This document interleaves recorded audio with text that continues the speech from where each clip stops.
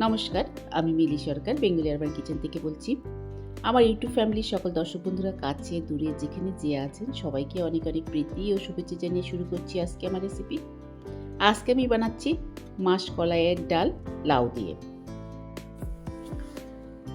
এই কালো মাসকলাইয়ের ডাল থেকেই এই ডাল হয়, আর এটাকে সাধারণত বিউলির ডালও বলা হয়। বিউলির ডাল ভাজা হয় না, এই ডালটা বালুতে ভাজা, তারপরে এটাকে খোসা ছাড়িয়ে নেওয়া সেই ডাল।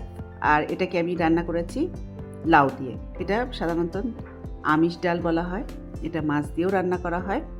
আজকে আমি রান্না করেছি লাউ দিয়ে। আসুন দেখে নেওয়া যাক কীভাবে আমি এটা তৈরি করেছি। এই মাসকলাইয়ের ডাল যেটা আমি 1 কাপ নিয়ে নিয়েছি, দেখুন এইরকম মাসকলাইয়ের ডালটা। অনেকেই এই ডাল ভীষণ পছন্দ করেন খেতে। এখানে 1 কাপ ডাল আছে, আর সাথে নিয়েছি কিছুটা লাউ, এভাবে টুকরো টুকরো করে কেটে নিয়েছি, আর নিয়েছি 2টো চেরা কাঁচা লঙ্কা। ডালটাকে ধুয়ে নিয়েছি, তারপরে কুকারের মধ্যে দিয়ে দিলাম।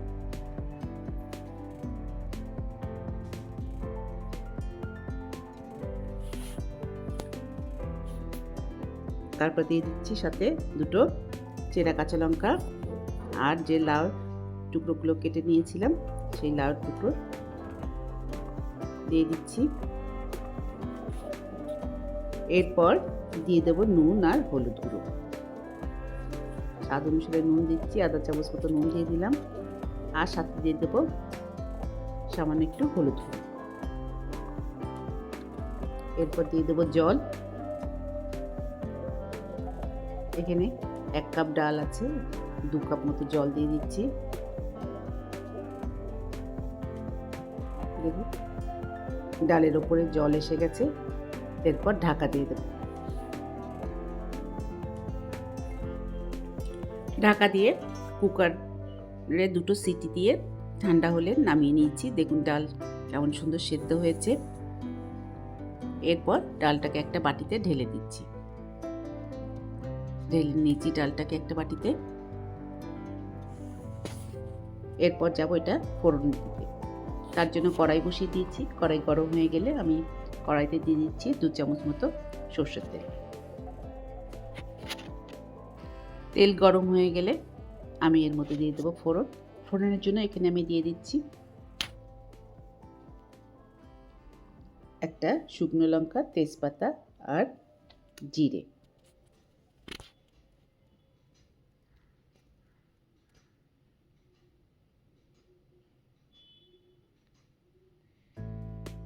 দিয়ে দিলাম শুকনো লঙ্কা, একটা তেজপাতা,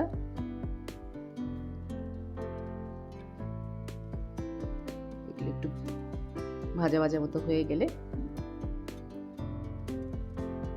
দিয়ে দিচ্ছি আধা চামচ মতো গোটা জিরে।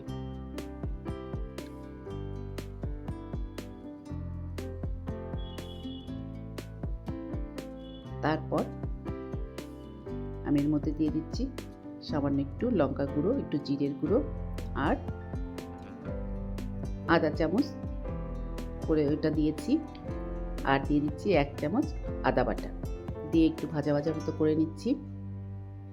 তারপর আমি এর মধ্যে দিয়ে দেবো আগে থেকে যে সিদ্ধ করে তুলে রেখেছি ডালটা, সেই ডাল সবটাই দিয়ে দিচ্ছি।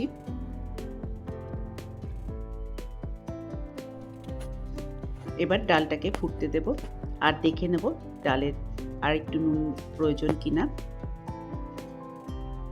একটু টেস্ট করে দেখে তারপরে দরকার হলে আর একটু নুন দিয়ে দেব।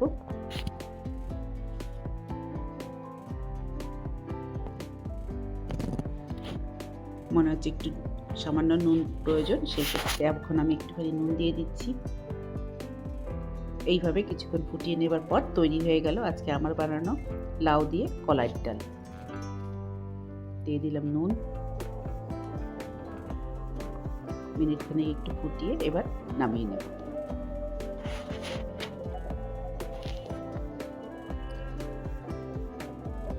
এই ডাল খুব একটা পাতলা হয় না, একটু ঘন মতোই হয়। দেখুন তৈরি। এই ডাল দুপুরবেলা গরম গরম ভাতের সঙ্গে কিন্তু দুর্দান্ত লাগে। আজকে আমার বানানো এই কলাই ডালের রেসিপিটা। আশা করি আপনাদের পছন্দ হয়েছে। যদি পছন্দ হয়ে থাকে তাহলে অবশ্যই লাইক করবেন, শেয়ার করবেন আর সাবস্ক্রাইব করে আমার পাশে থাকবেন। আবার দেখা হবে নেক্সট ভিডিওতে অন্য কোনো রেসিপি নিয়ে। ভালো থাকবেন। Thank you.